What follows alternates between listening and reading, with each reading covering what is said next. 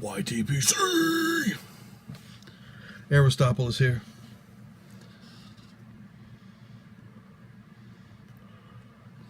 I know what you're thinking. At least like about a half case bud. No, it should. Getting ready to tell you all the most humiliating story in the world.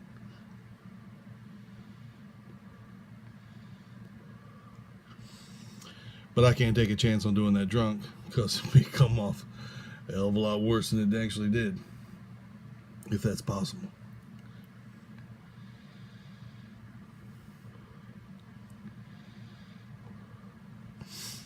Was that story that Cheech and Chong would say that they only got high one time in their entire career while they were working or while they were filming a movie? I don't know if they got high while they were doing their stand-up routine or not, but they said they only got high one time ever while they were making a movie, and they screwed up so bad that they had to throw out the entire day's work. So they never did it again. They said it was horrible.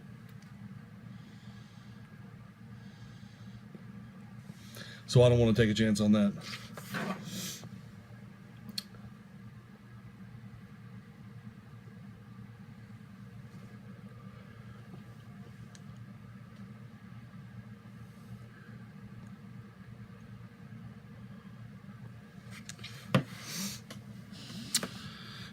But you know those sitcoms where a girl shows a guy a little bit of attention and he just becomes the most sniveling, bumbling screw up you ever saw? And you look at that and you go, oh my God, that's so unrealistic. That would never happen.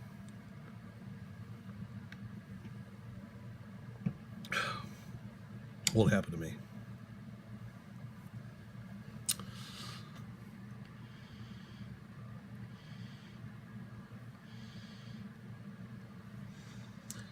Got my Savinelli loaded down with some Captain Black Royal because I need a friend while I'm doing this.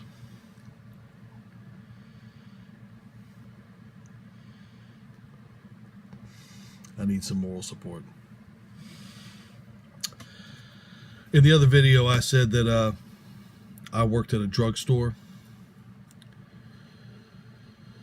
and told you a story about what happened with a girl while I was working there. Well, this was an interview that I went to while I was working at that drugstore, trying to get out of there because I hate retail. And this was for the Sierra Club. They had an ad in the paper, I forget what it said, something like, you know, if you enjoy working outdoors, jobs for I forget, jobs for the environment, stuff like that. I think that's what the ad said. I'm like, hell yeah. Let me go do that. So I go down, and there's a ton of people there. The way they did things was they called a bunch of people in to do an orientation. It lasted about... tobacco in my mouth. Lasted about maybe 45 minutes. And then they call you in the back one by one to do your interview after they did the orientation.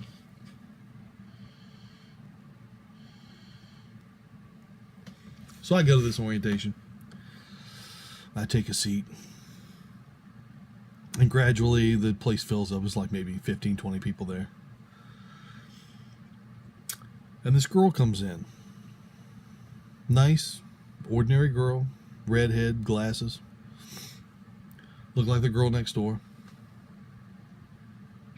So it's not like Sofia Vergara came in there butt naked and started to conduct this interview. It was just an ordinary girl, like anybody else.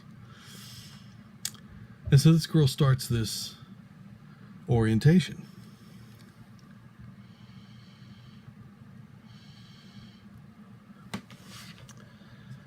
And over the course of the next 45 minutes,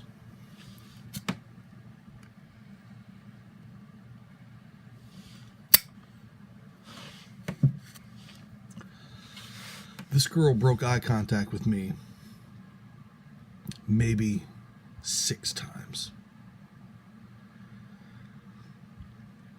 And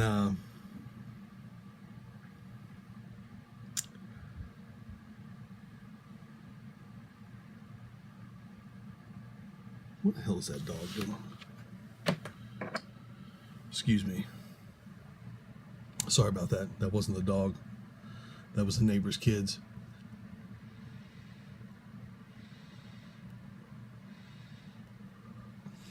They must have got out today for Christmas vacation because it's only like 1:50 in the afternoon.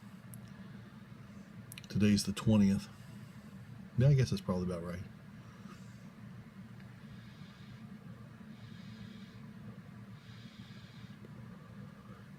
Anyway.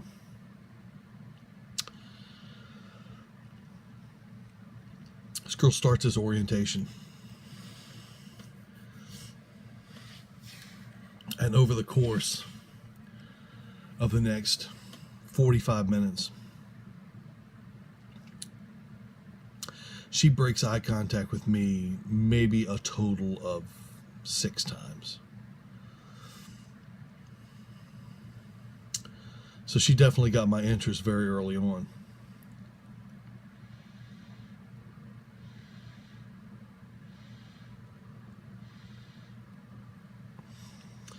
And she's talking about, how the Sierra Club functions and what kind of environmental projects that they do. And the whole time she's staring at me. And of course, the wheels in my head start turning, and I'm like, oh my God. Is this really happening? Am I in the middle of my first sure thing here?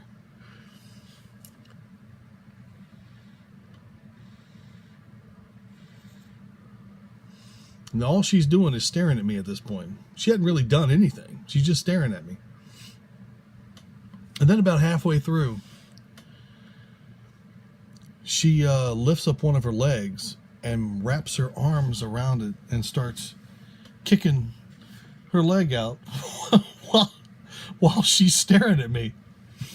And it was at that point that a woman on my left pulled a Terminator on me and just goes. So it was becoming obvious to everybody else in there that something was going on, at least to this lady sitting next to me.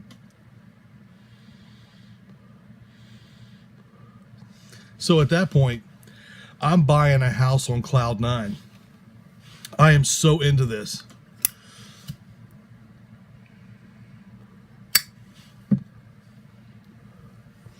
This woman has got my complete and undivided attention for everything except what's coming out of her mouth. I'm not hearing a word she's saying. I'm off in La La Land doing God knows what.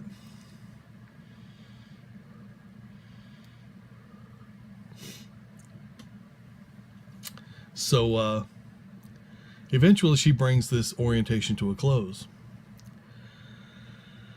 And she starts bringing the people single file, one at a time, starting at the front row, back into the back room to do their interview. And I'm sitting like maybe 4 rows back. And I'm just waiting my time.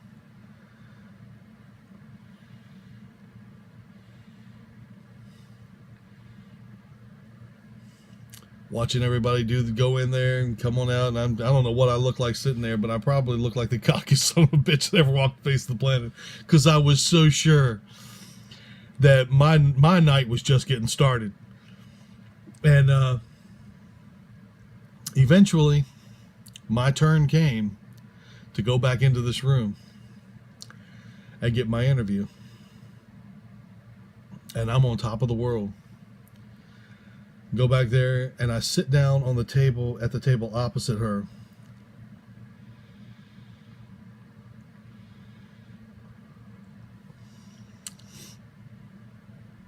And she says, What do you feel you have to offer the Sierra Club? And I actually open my mouth and start talking. And then, I don't know how it's possible, but my voice gradually dies off and rapidly dies off at the same time. I don't know how the hell that was possible, how I achieved that, but it happened at least once in my life. And my voice just kind of trails off into vapor as I realize I don't have the slightest idea what the hell I'm talking about. Because I didn't listen to hardly anything she said. I mean, after the first 10 minutes, I don't know what the hell the Sierra Club was all about.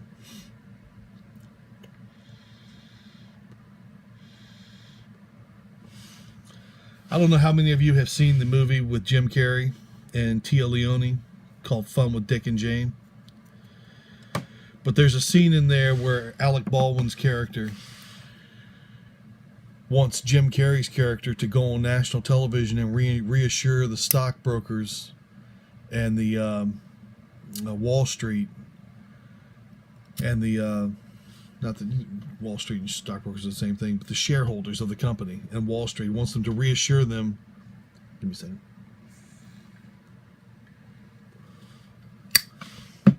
That the company's doing great, that there's nothing to worry about.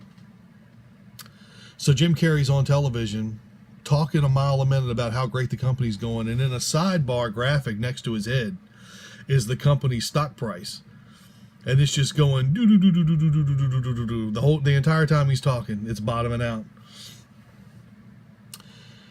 That's kind of what I felt like as I'm sitting across this table looking into this girl's eyes after my voice trails off. And I mean, I don't know what I look like, man, but I had to have looked like the dumbest son of a bitch who ever walked the face of the planet. And I think maybe I was in there for a couple more minutes. I don't know what the hell happened, because I immediately tried to switch into damage control, which I had nothing to do where I'd gone wrong or anything was nothing to control. So eventually I find myself in the parking lot walking back to my truck, and my head's just buzzing. I'm like, what the fuck just happened here? What the hell just happened? And I'm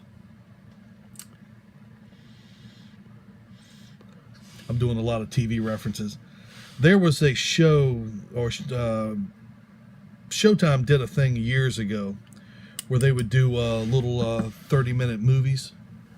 They would get big name actors to come in and do these little 30-minute programs. And there was one that James Remar, I know a lot of you probably have to know James Remar, who played Ajax in the movie The Warriors. He plays a session guitarist. And he gets a phone call one morning that he needs to come in and do some session work. And when he gets there, he finds out that the people that he's doing session work for are a band called the Wild Stallions, the biggest band in the world. I'm pretty sure you can find this on YouTube. I found it on YouTube at least once. So he goes in and he does some session work. Anyway, their guitarist and the band have this huge falling out, and the guitarist quits the band. And as luck would have it, James Remar does such a good job cutting the guitar tracks that they invite him to join the band on the spot. And he does. And you get maybe about 10 minutes of him being in the band, and everybody's he's got a friend who works there who's known him for a long time, and she's just ecstatic that she knows the new guitarist of the Wild Stallions. And anyway, about 5 minutes before the end, the guitarist comes back and goes in the back room and talks to the band. And you don't know what he said, but he probably said some stuff that he had some information that he was going to come clean about if they didn't let him back in the band. Anyway, he gets brought back to the band, and James Remar gets let go, and he goes home, and his wife's in bed, and he goes over and lays down next to her, and she rolls over and says, "How was work?" And he says, "Just another day," knowing that he's had this incredible roller coaster ride where he was actually the guitarist of the biggest band in the world for like 10 minutes.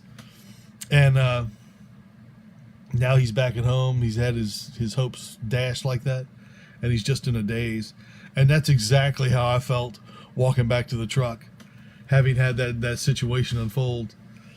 All because this girl looked at me and stared at me. And that was all she did, aside from the little leg thing. There was no elaboration on that at all. I mean, that was all me. So here I am finding myself in this situation that I thought was complete bullshit, and the stuff that you see in the sitcoms and stuff, and here I am finding myself in that situation.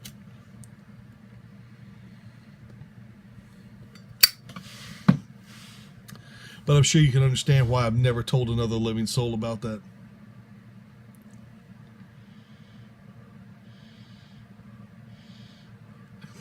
So I guess they're right. Time does heal all wounds, because there was a time I never thought I would ever breathe a word of that to anybody.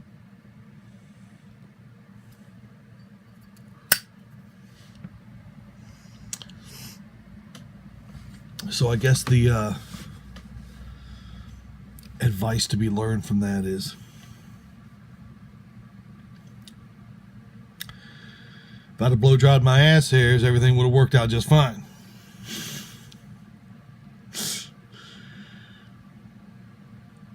You know, I don't know what the sage advice is from that, because there's not a lot of people that something like that would happen to.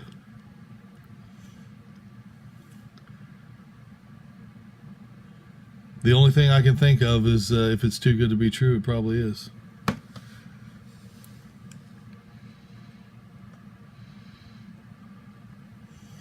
I don't know.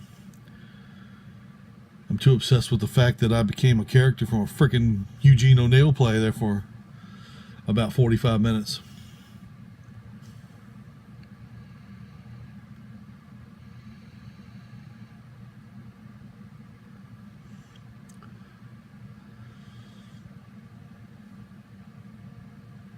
Unreal.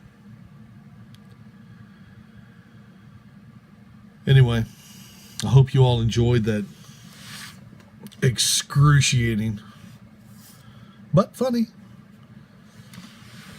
trip through the most humiliating experience of my life.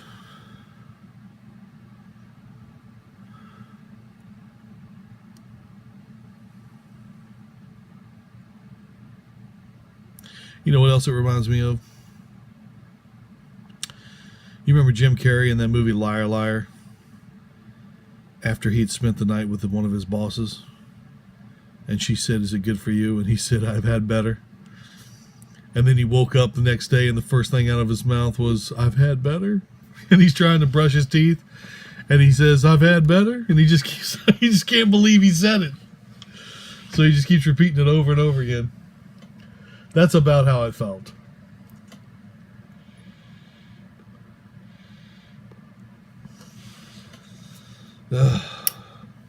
God knows.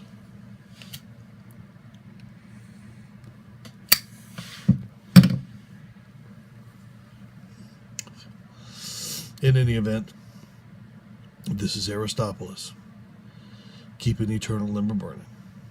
See ya.